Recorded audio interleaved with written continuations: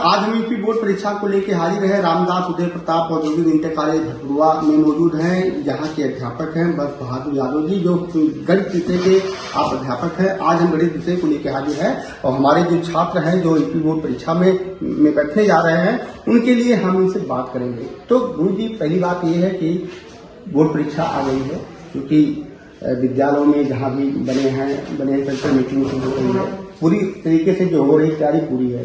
अब हमारे जो छात्र हैं, गणित विषय एक ऐसा विषय है जिससे बच्चे काफी परेशान होते हैं। वो बच्चे कैसे परीक्षा दें कि उनके बेहतर अंक लाए जा सके?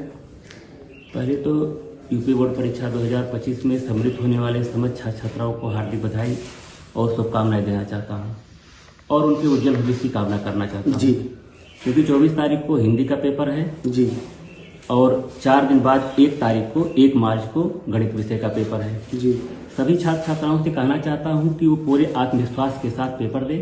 किसी तरीके से घबराने की जरूरत नहीं है। बोर्ड परीक्षा के नाम पर जी, एक दिन पहले जी, कम से कम 6 से 7 घंटे की नींद लें, ताकि उनका मूड फ्रेश रहे और अच्छी तरीके से पेपर दे सके। जी।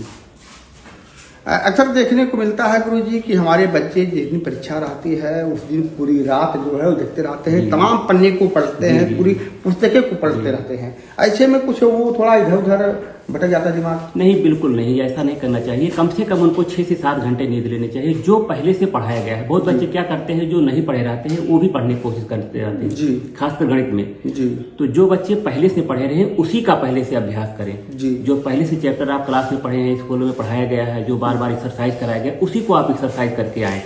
नए चैप्टर पढ़ने लगते हैं तो उसमें क्या होता है, वो सही से तैयार नहीं हो पाता है और वो डिस्टर्ब हो जाता है। जी, हम बात करें जब बच्चा को प्रश्न पत्र मिलता है तो बच्चे क्या करते हैं, एक प्रश्न नंबर 1 से लेकर के अंतिम तक जाते हैं। तो ऐसे में बच्चों को क्या करना चाहिए? जब भी पेपर मिले बच्चों को, तो मैं बच्चों से यही कहना चाहता हूँ कि आप लोग पूरे पेपर को पहले पढ़े ध्यान से। जी, इसके बाद जो प्रश्न आसान हो, जी, जो प्रश्न आपको अच्छे से आ रहा हो, उस प्रश्न को पहले करने की कोशिश करें। जी, जब आप पहला प्रश्न, दूसरा प्रश्न, आसान प्रश्न हल कर ले जाते हैं तो आपके अंदर आत्मविश्वास आ जाता है। और जब आत्मविश्वास आ जाता है तो आप कठिन प्रश्नों को उसके बाद हल करें, तो वो पेपर अच्छा हो जाएगा। जी, तो हम बात करें कि गणित विषय बच्चों का बड़ा रुचिकर नहीं होता है, बच्चे इस विषय से काफी पीछे भटकते हैं, तो ये क्यों होता है? नहीं, ऐसा नहीं है। गणित विषय बहुत रुचिकर विषय है। जी, बहुत, मैं तो ये कहता हूँ सभी विषयों से आसान मैथमेटिक्स विषय है। इसके लिए कठिन होने का कारण क्या है?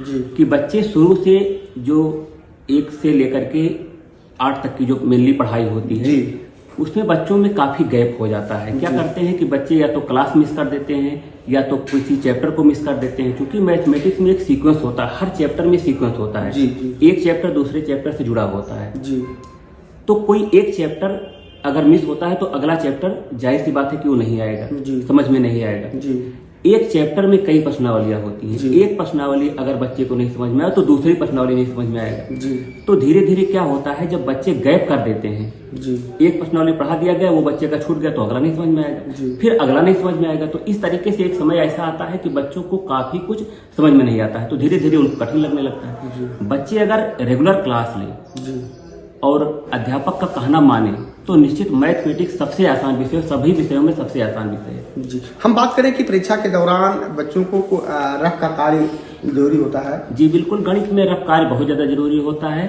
जी, रफ कार्य कहीं पर भी बच्चे करें, बस रफ कार्य ऊपर लिख करके बाद में उसको काट दें। जी, बस।